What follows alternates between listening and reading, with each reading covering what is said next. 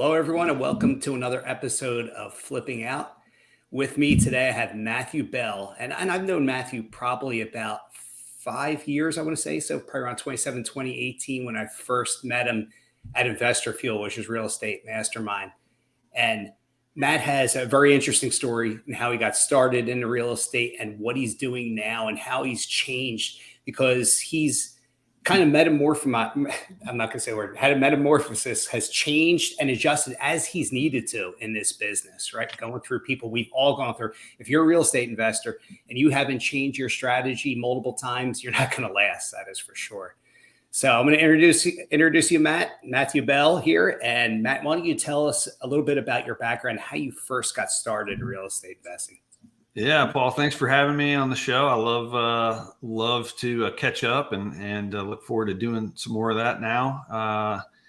I have a mixed bag of background. I got into real estate at the end of 2013.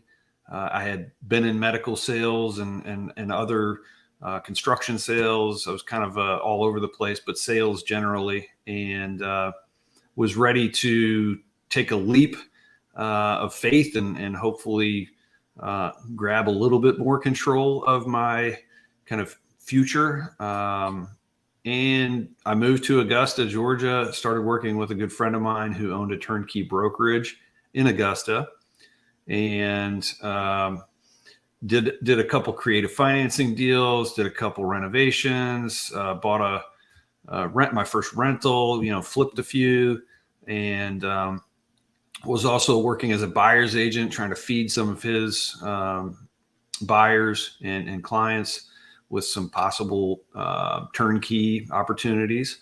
And about 6 months went by, and I had already chewed through. I think I had $60K out of my 401k that I had borrowed, and my mother's 401k that she had also let me borrow from.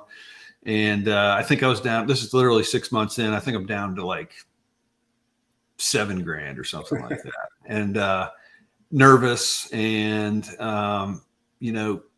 hit that point where it was kind of, burn the ships and move forward, or tuck the tail between the legs and go back home. I mean, I was there initially to learn the business and then move back to start my version of what my friend had built in Augusta. And a couple things were apparent. Number one, I was probably moving too quickly, as evidenced by the dollars getting chewed up as much as they had in a short amount of time. Although I was learning a lot, failing forward a lot. But it also became apparent that, the other cliche, jack of all trades, master of none. I mean, I was doing 10 different things, and none of them really at the highest level, middling success in each direction. And we talked about why don't I focus on being a buyer's agent and pull back on some of the investor stuff and really pound the sales side, which was, my background. Mm-hmm. So we did that. The next 6 months, I believe by myself, I doubled his entire previous year's rev on the brokerage side, the commission side, which is good rev because it's generally overhead light. And anyway, so I remember just having that moment, kind of the come to Jesus moment, where it's like, I'm going to hang in there or I'm going to quit. And I'm glad I hung in there. I think people that succeed at the highest level are the people that stay the course. True. And don't give up, thick or thin, right? It's, you just keep grinding. And I don't know that it ever ends. I mean, I'm still grinding today, and I've had a lot of fun doing it, a lot of frustrations, a lot of challenges, a lot of, it's been a whirlwind. Let's just say that. I mean, I can go further into my background post the brokerage, if you like, but basically fast forward, Tyson, my friend that owned the brokerage, in walked a big hedge fund. There was a lot of them during that timeline that were, growing rapidly. And they walked in, we closed them to work with us. Thankfully, they bought 130 homes from us that year. So as a buyer's agent, I had a heck of a good year. And as a brokerage, he had a heck of a good year. And I think had we had earned some credibility performing. And then we were trying to figure out how we could do more business with these guys. And we had kind of the light bulb moment. Why don't we go open up new markets? I remember the alpha principal of the fund, Ralph, saying he had spent 6 months on the road the year prior, interviewing and, hiring in the new markets. And I'm like, well, why don't we give them their time back and we can go do that for them? And, we'll do it on our nickel, right? Well, we ended up setting up referral agreements in 6 different states with 8 different brokerages, and then got, a slice of the commission on all of those transactions, which was unbelievably profitable. And it bought their time back. So I think we earned more credibility at that point. And then they approached us to become the co-directors of renovation. They had figured out how to purchase, right? They were great at raising capital. Buying is not all that difficult to figure out, but they're buying, and then renovation is not, accelerating at the pace of their buying. And the delta was growing between those two curves, and they were getting nervous. And so we moved on very short notice. Both of us moved from Augusta to Charleston. And over the next 5 years, renovated just about 5,000 homes in 17 cities in 11 states. And that was the beginning of kind of the tornado. And I left the fund about 4 years ago, started doing it for myself, and just, gone through the ups and downs of building a business, or several businesses in my case, because it's not hard enough to build one. So here we are. Yeah, we're kind of towing the line of a shift and trying to find our way through it. I remember, I think you were one of the first people I ever knew who were selling to the funds initially. Yeah. What year did you start selling to those funds? Do you remember when that was? Yeah. So it was while I was still there. We created a business to support the purchasing of the fund. We had noticed the MLSs across the different markets we were in were getting, kind of tighter and tighter, and we weren't buying near as much. All my guys were the renovation guys, and they were dependent on renovating houses to feed their families. And so I knew we could supplement with some off-market stuff, and we created a business. Brandon worked with us, and he had initially come on board as an acquisition manager, and we had some success there, but the fund accelerated again. And I had basically zero time to spend with Brandon. Yeah. And Brandon it was a very frank conversation. We're either shutting the business down or you got to be the CEO.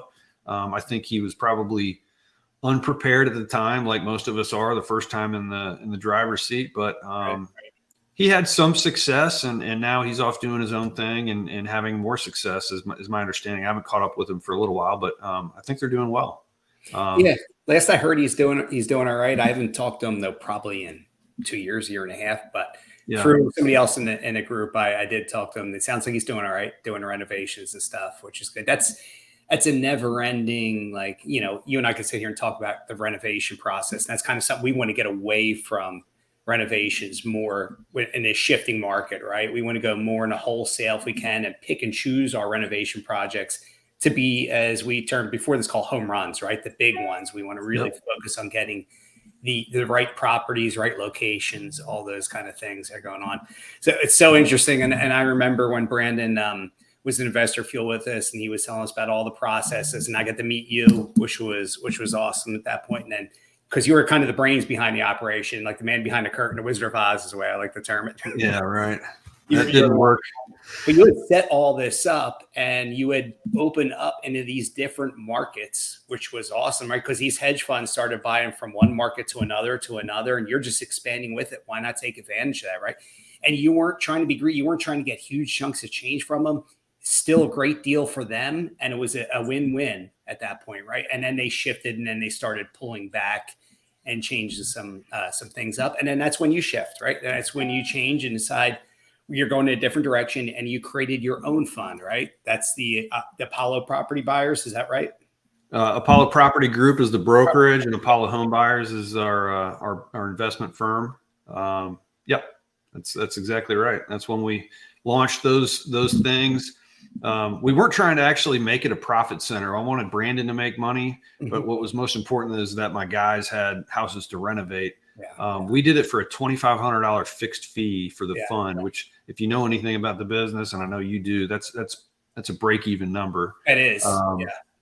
And we were just trying to be a conduit, right? We weren't doing all the marketing. I was just trying to have all the wholesaler opportunities just roll through us, and we would manage all those relationships and the messiness that comes with that. Anyway, it didn't work. They wanted to take control of it. They thought that was a profit center, which I knew better. And I just said, okay, good luck. And then shortly thereafter was kind of the end of the run anyway, and broke off and started doing our own thing completely separate of the fund.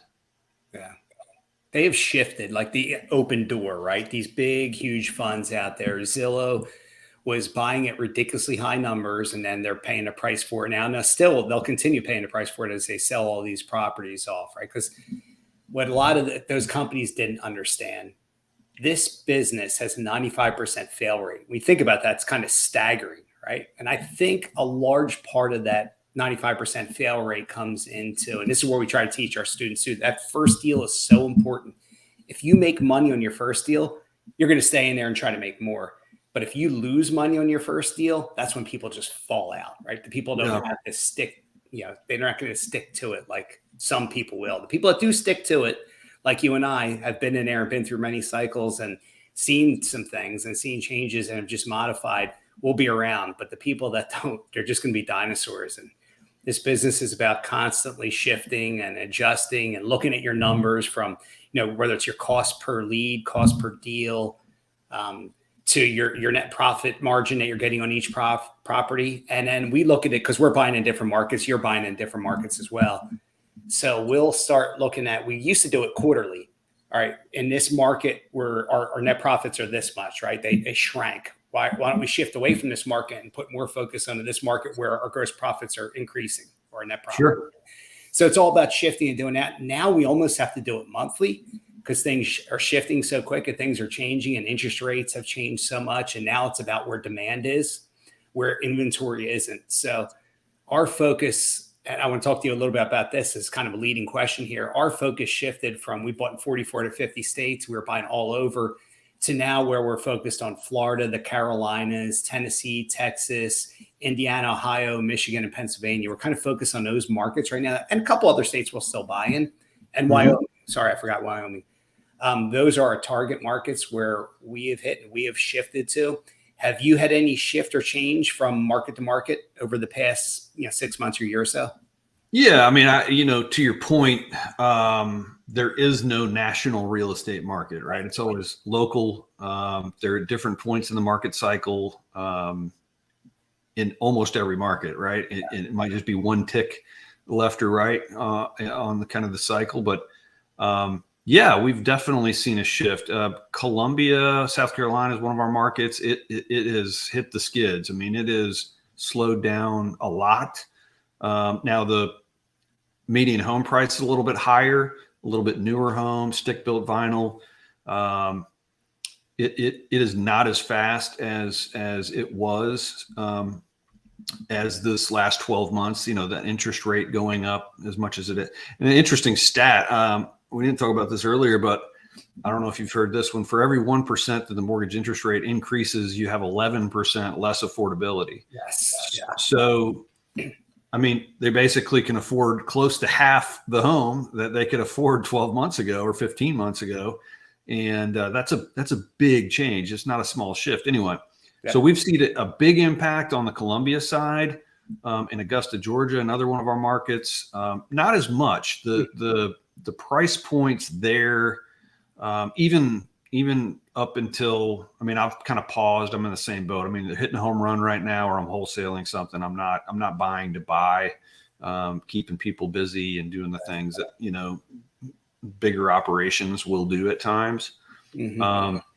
So it's a home run or wholesale right now for me. But I think the price point, even up until our last few homes that we purchased several months ago, we were still buying in that 80 to 100K range, putting 20 or 30 into it and selling, I don't know, 150 to 180, something like that. You know, I mean, 100K exposure and making 30K rips. That's pretty normal in Augusta.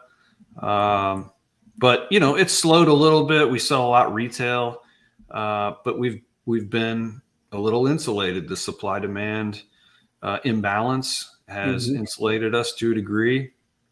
And let's face it, you can't buy homes anywhere in the country for less than 150K and have it be move-in ready and in good condition. So, I mean, from that perspective, we're definitely in a couple of markets that can absorb some of the shift. Totally. And when you're in those markets, even if you got a 10 or 15% shift, it's not so bad compared to a Miami, Florida, or Tampa, Florida, right? Or somewhere in California, 20% slide on a $800,000 house. Yeah. Yep. Big peaks, big valleys.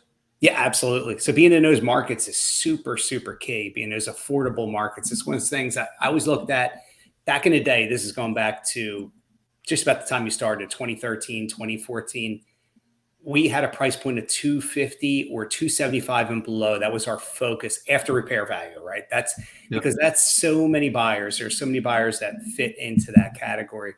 And now it's like probably 350 and below. But if interest rates shoot up to 8-9%, we got to shift that number down even a little bit more, because just as you talked about earlier, for every 1% interest rate, you get 11% of unaffordability, right? So there's going to be that. However, there was just one change made by the FHA. I'm not sure whether you noticed this. It starts in May. They're instituting a 40-year mortgage amortization. So that's one way to kind of get around it, right? Because now you bring the affordability down a little bit, but man, you just extend. You imagine how much interest you're paying each month for the longest time with a 40-year amortization. Yeah. Well, I mean, I think it's a product, frankly, that's a little bit needed right now. I think people generally will focus on the short-term gain and less on the long-term pain. So from that perspective, also, I think it's probably wise for the for FHA to do it and for the banks to lend at that rate. I mean, they're not losing anything; they're just extending their interest earned, and frankly, will continue to make as much as, if not more, right, at the extension, more than they were at the 30. So. No, I completely agree. And I think it's only a matter of time before the conventionals go that route too. Back during the financial crisis, 2008, 2009, they had started talking about the 40-year mortgage. And I'm surprised it took this long for it to take place. Yeah. Maybe they were waiting for inventory to slow or decrease. I'm not sure what their rationale was for it before, but I'm glad they did it now, and they kind of have to, just because the whole affordability issue. And, rents are not dropping much. They're still pretty strong in most markets. So the whole rent affordability is a whole other issue, right?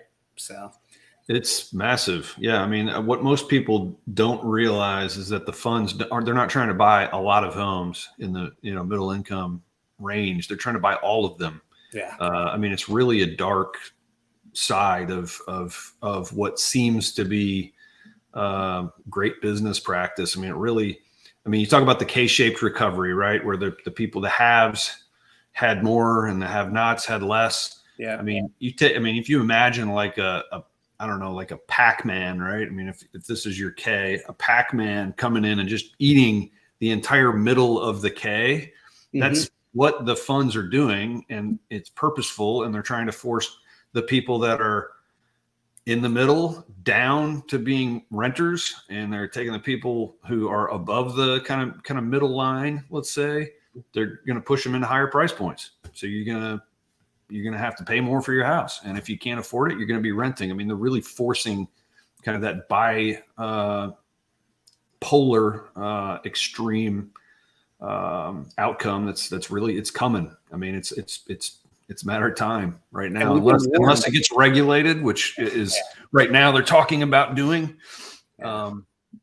But right now, if they don't do something, that's where we're going to end up. All the have-nots are going to be renters, and all the haves are going to be paying way the heck more than they have paid historically for the same home. Well, So, Klaus Schwab from the World Economic Forum has warned us, right?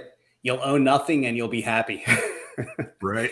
I mean, So they told us what's coming. So be prepared for that and own as much as you can. And I'm still at a point where I'm still adding rentals, and I'm hoping that rates stay affordable, right? Because I think it's something we need, and there's going to be, you have less and less if you had more of these funds and corporate ownership of real estate. You're going to have something that's pretty valuable, right? Especially over time here when there's only a limited supply of it. And we're seeing it in that what we have 410,000 properties available active on the market right now, which is extraordinarily low, and it's been dropping or staying flat the last couple of weeks. Normally this time of year, you got inventory really rising, right? Because people are putting their listings out there, the spring listings. But hey, when people have 2.75, 3, 4% mortgages, there's no rush for them to sell their home, because anything they go into is going to be 6% or upper fives or 6.25. So you talk about doubling your monthly payment if you're going to pay the same price points. So there's no incentive for those people to sell. And if they do need to move for any reason, they become maybe accidental landlords where they're renting the property because it will cash flow so well. And now they're just buying another property, or they're renting another property somewhere else, but using that cash flow potentially to help pay for their new property. So I think that's where we're kind of heading. That's where things are going. That's what's kept inventory down. Plus we have just high demand. We still have high demand, and, pandemic caused a lot of it, right? And I think that'll still happen for this year and next year a little bit. People that want to move and relocate because they can work virtually. So we have interesting times that we're in right now, Matt. Very, very interesting time. Yeah. I mean, I think a lot of downward pressure on demand, to your point, making the money more expensive. Supply just is what it is. We're so far behind from a new construction standpoint. I mean, all those builders that didn't build because they got washed out during the last downturn has really impacted the supply. Yes. And I think it's going to be an interesting next 12 to 18 months. I know you think it probably will be sooner than 12. But I would think almost all the markets should be inside the shift line, probably by the 12-month mark. And some of them are already there. And then there will be some kind of late adopters like usual that are playing catch up. Just is what it is. To your point, everybody, that being said, and you talk about still stacking rentals, I am too. I kept an additional 20 in the last 18 months or so. And the reason I did that, number one, money was so cheap. I was really just taking the dogs that we weren't going to make money on flipping and just turning them into rentals and cash flowing them that way. Cause the interest rate was so favorable. Sure. Can't do that near as easily right now. And if we continue in this direction, it'll be impossible. But most of the guys that have been in the game the longest, almost all of whom the OGs, right? Every one of them says they wish they had kept more. Yes. I mean, to a man. And so I've really kept that close to my heart, as far as how we approach the business. And we stacked. I think I'm up to 30. I had one fall through. But I'd like to probably get to 40 to 50 somewhere in there if I can make it make sense. But we're kind of in TBD land right now. We got to see it. To your point, the buyers, the only people we're selling homes to right now are relos, like job or military relocations. Right. I think the traditional move up people into the bigger home or whatever, everybody's sitting on their hands right now. Totally. Like, what is it going to continue to go up? Is it going to come down? Is this our new reality? Like, nobody knows. And so I'm just trying to chew through some inventory. I'm going to have to do it slower, but I think by the time I get through most of our inventory, I think we've got like 80 or so in inventory right now. So I've got plenty of houses I can shoot through, and I'll do it methodically and slowly. By the time we get to the other side of that, it will probably be ready to be buying again. So we'll see. Yeah. No, I think that time frame would be perfect too, right? Because you want to buy when that market is really down, right, and going down. And there's that old thing about catching a falling knife, but real estate doesn't fall like stocks or it doesn't fall like cryptocurrencies, right? So it's really Right. hard for it to fall like that. The only way I could ever see it falling crazy like that is if we had 1970s and 1980s interest rates, 18%, 20% mortgages, which just don't think, there's been so much intervention by our government to control our economy now. I just wouldn't, I can't see them allowing that to happen. I'm sure you're probably in the same boat as that as well, right? Yeah, I would agree. I think the one that's most vulnerable, that I've been noticing for years, but it's just starting to hit the publications now, is commercial. I mean, since COVID and everybody went virtual, I mean, commercial is Getting devastated right now. It's wobbly at best, and I don't see it getting better. I mean, I just don't see people working in the same environment that they have historically. Yeah. So we'll see. I mean, it's not as easy when you're renting to businesses for those investors to make money. That's another reason why I like multifamily and SFR in the median, home price areas, because if all hell breaks loose, kind of like is happening right now, you can always put a renter in there and be all right. Yes. So. Yeah. No, that's always the safe play. It's always having multiple exit strategies, right? So, all right, if I can't flip this thing, can I rent it? At least, buy some time, buy myself time for the market to recover down the road here, and then I could resell it later unless rents continue to escalate, and I might just decide to keep it. It might be a great property.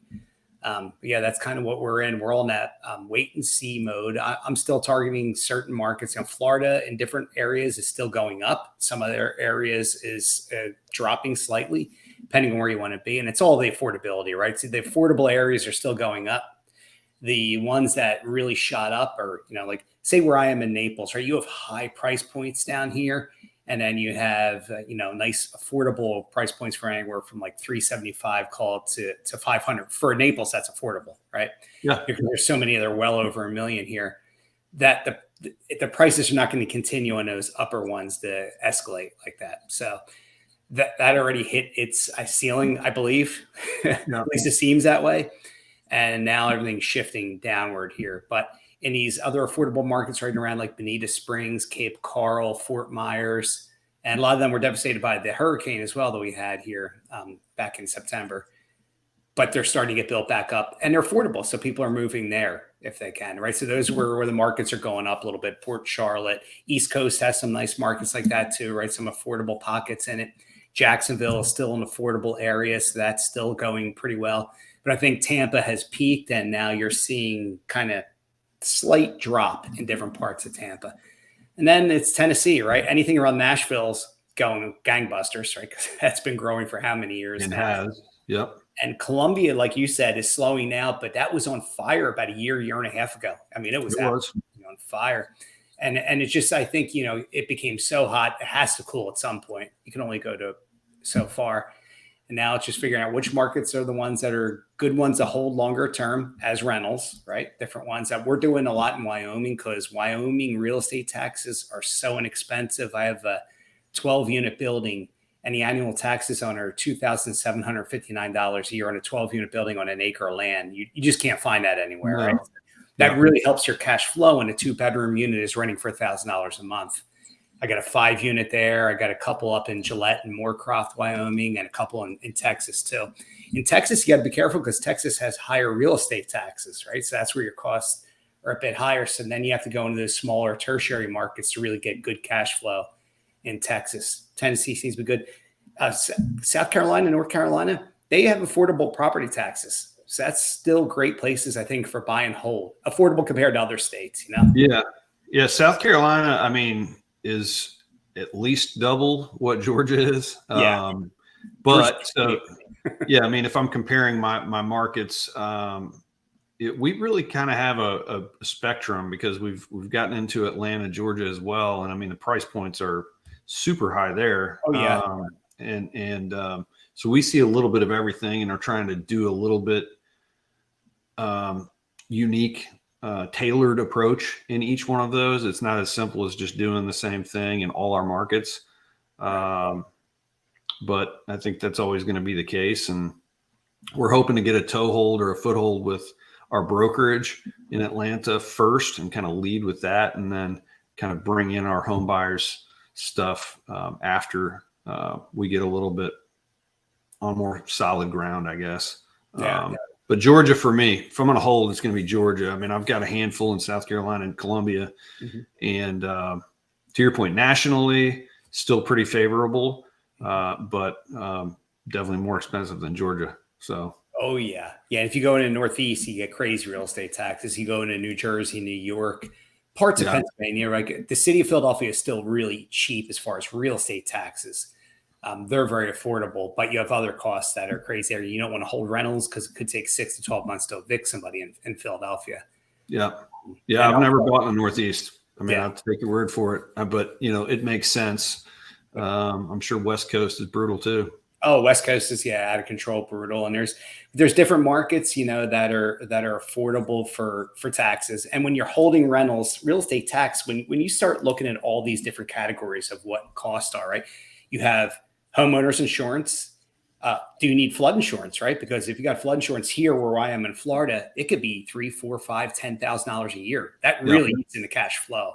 So you got to be careful with where you're buying there. Plus homeowners, if you're in an area where they have what they call the wind tunnel from close to the beach, and then your wind insurance is really expensive. So your cost for rentals in those areas just gets crazy. So different parts of the country have different factors. I'm sure you got earthquakes insurance and things like that in California and different parts of the country. But Georgia is probably one of the great markets to hold long-term rentals in because of the affordability. One, the rents have gone up a lot too in Georgia. Yeah.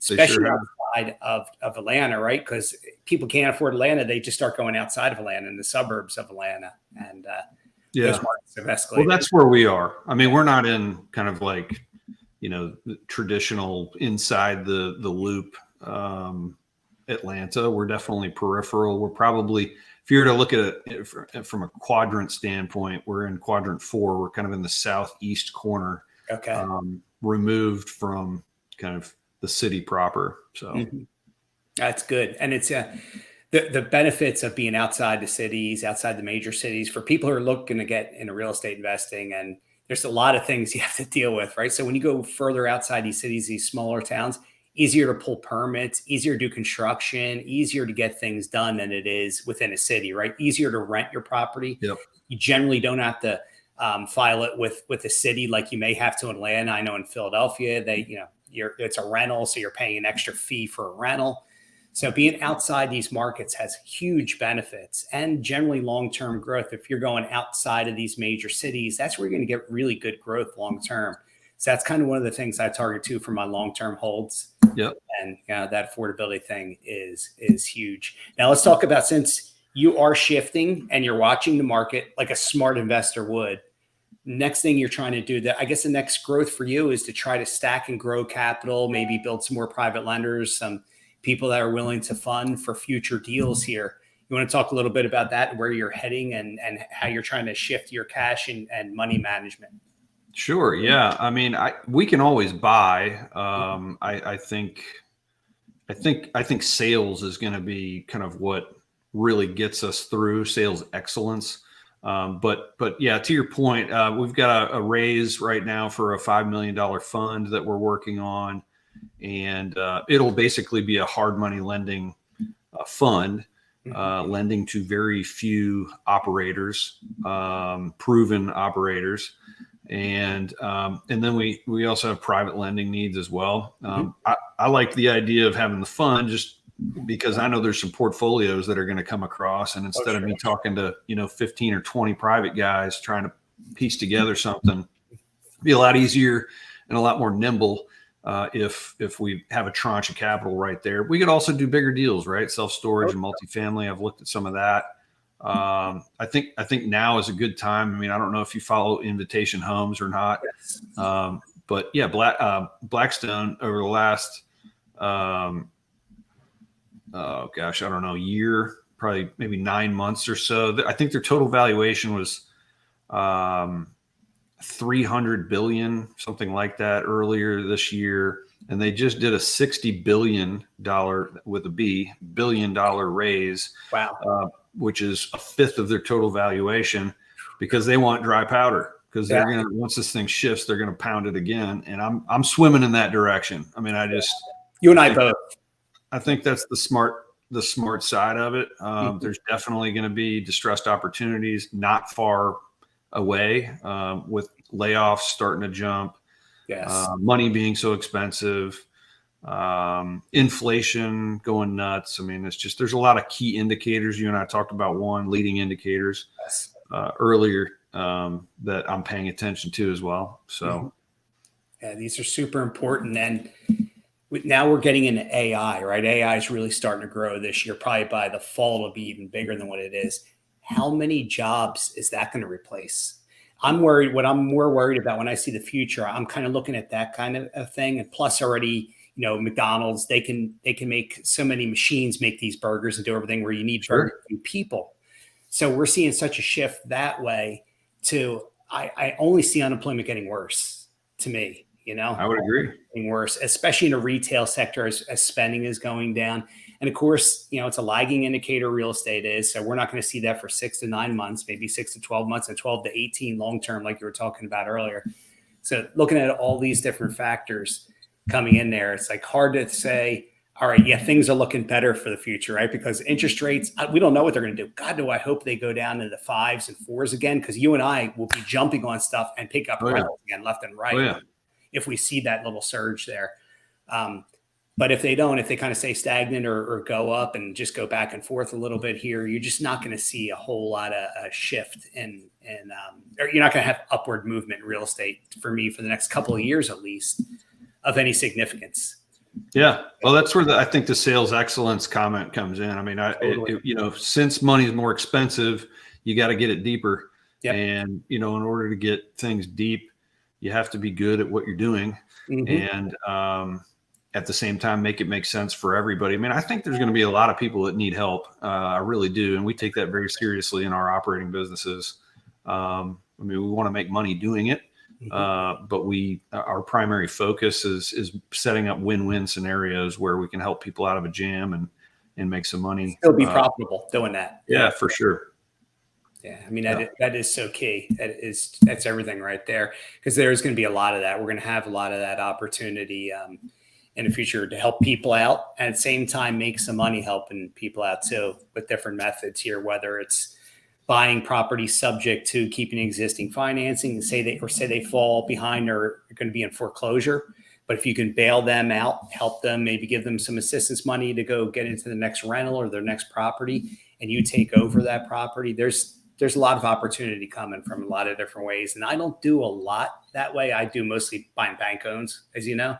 Yeah. But we do in Southwest Florida here, we do TV advertising. We are picking up properties, and we're starting to see some of that in different areas where people are starting to get to the point where they're not sure how many more months they could pay their mortgage and everything else, the cost of everything else, right? Yeah. Well, I mean, just you name it, credit cards, right, going up, HELOCs going up. I mean, I utilize a lot of different lines of credit, as I'm sure you do, given what we do.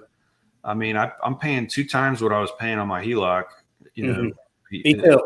now that I was a year ago. I really need to get it paid off. But there aren't people, or as many people, that can jump up, 150K. That's what my line is, about 150K. I mean, I should be able to get that paid off in the next few months with some closings. Sales. Yeah. Thankfully. Yeah. But a lot of folks can't move that quickly, right? And a lot of folks don't have the assets that they can liquidate. And, thankfully I've learned a lot and failed a lot and gotten to the point where we can shift on those things when they shift kind of out of our control. So, I mean, that's where I am right now. I'm just trying to hammer down my debt as much as I can, make sure my credit score is where it needs to be. Manage those things very actively, as I'm sure you do, because it's so hugely important from on the refinance side for sure, right? Because that's the traditional lending side, but yeah. So it's so true. It's such a fine line. We're constantly trying to balance this too. All right.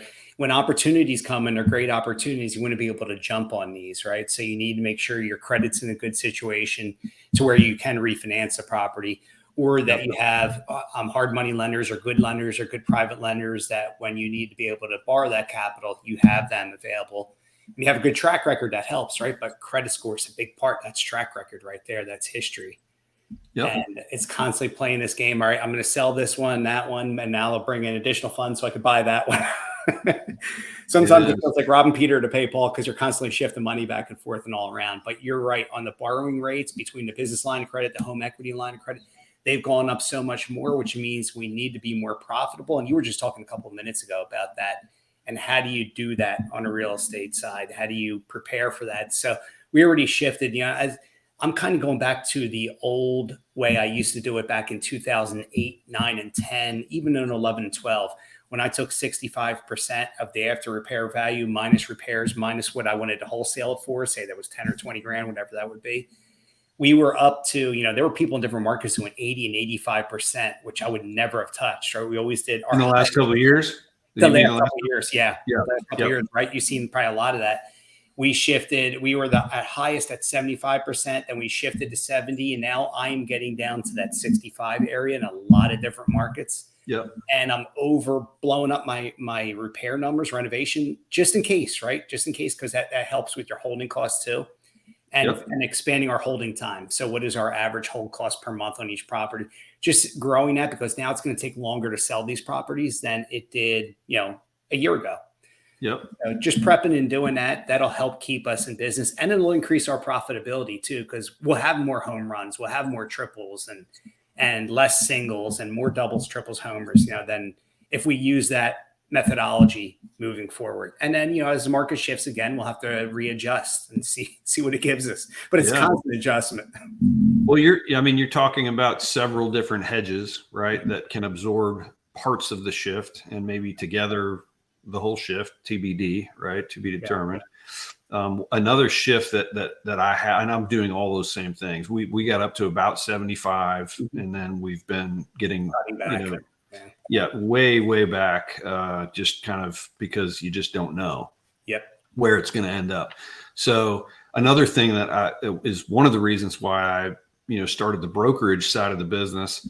Not just because I felt like if I was giving somebody 100 listings, I should probably own the brokerage, but also it's another lever that, like, if I have to pull back on one and lean into another, we have in the past couple of months gotten signed up with just about every mortgage servicing company, Fannie, Freddie, HUD, out there, started doing BPOs already, seeing more BPOs. Smart. And because look, if the foreclosures start, that will be able to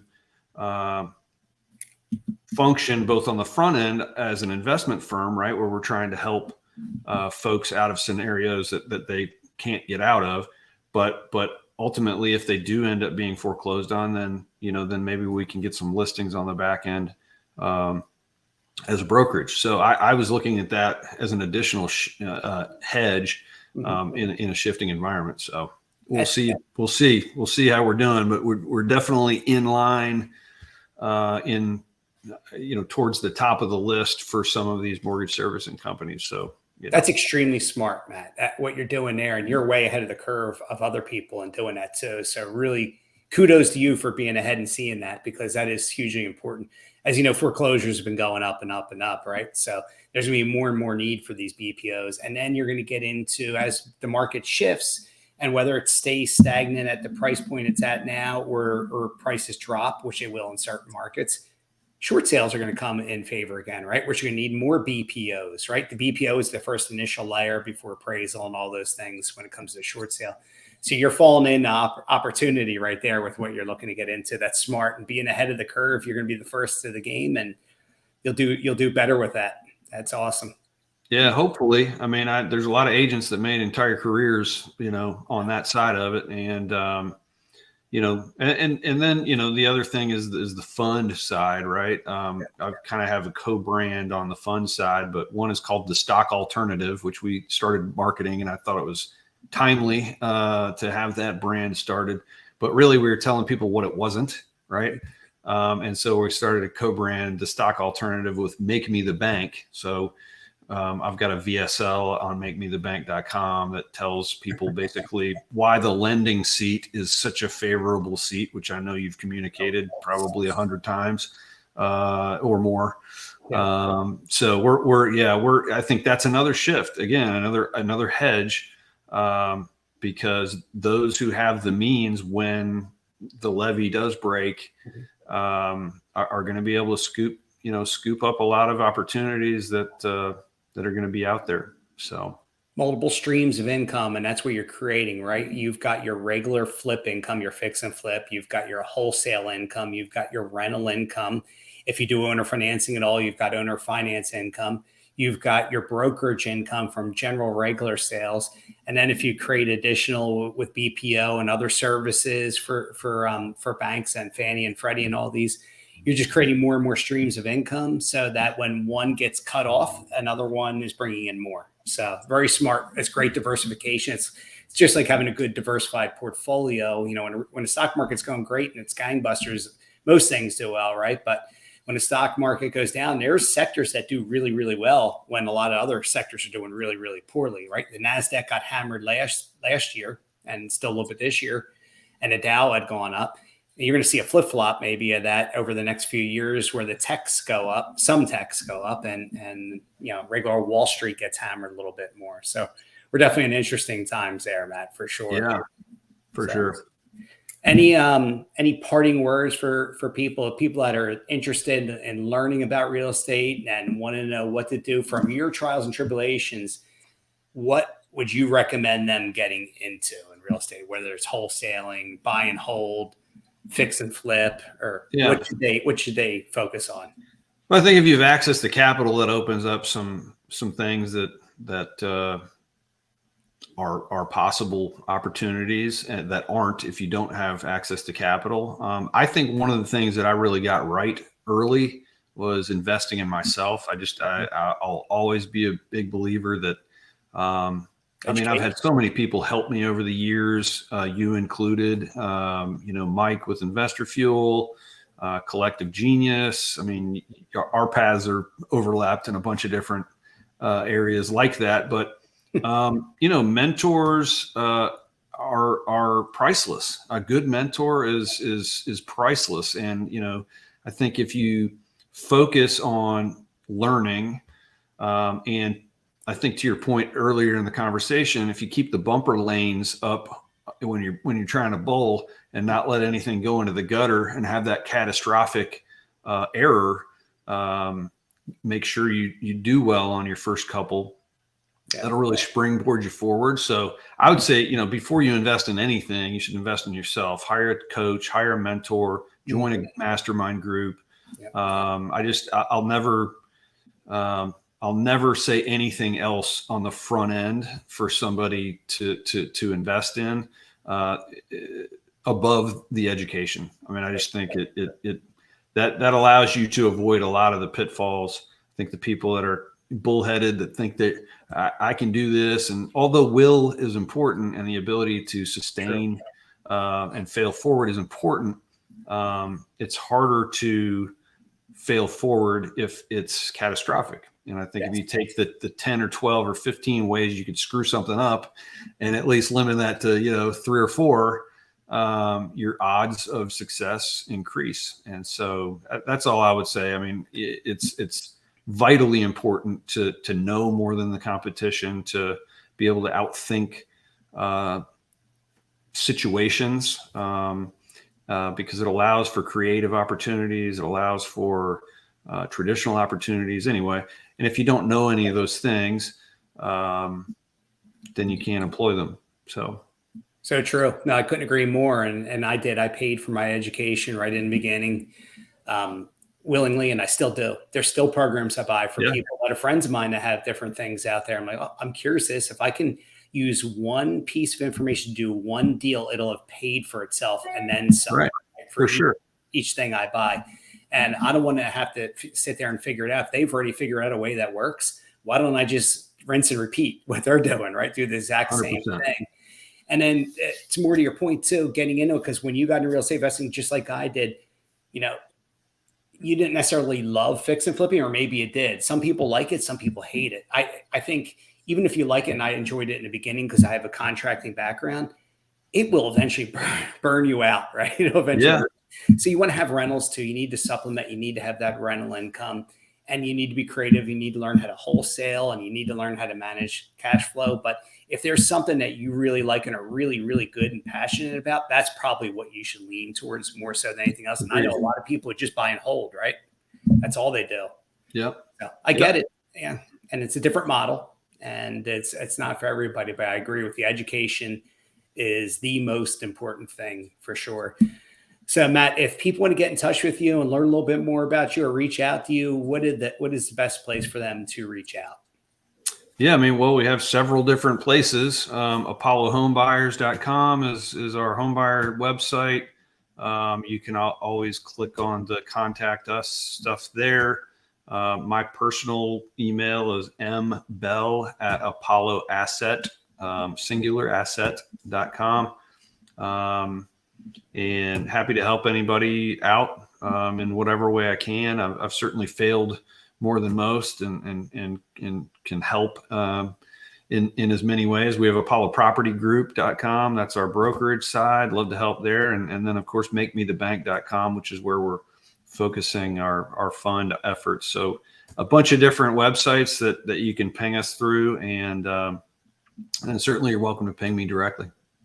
Beautiful. And we'll put all those websites and all those contacts in the show notes here. So anybody wants to reach out to Matt can do that directly. Matt, I really appreciate your time. I love catching up with you. I love talking with you. I wish I could have caught up with you on not Investor Fuel over at Family Mastermind. I will catch up with you at one of these upcoming events. Are you still in Investor Fuel? I don't even remember if you are. No, I pulled back a little bit, man. I was in 3 or 4 different masterminds, and it was too much. And so I probably will plug back into one of the operator masterminds sometime in the next year, but yeah, we'll catch up, Family Mastermind or somewhere out there. Absolutely. I'm looking forward to it. It was great chatting with you as always. And for everybody else, catch you on the next episode. Thanks.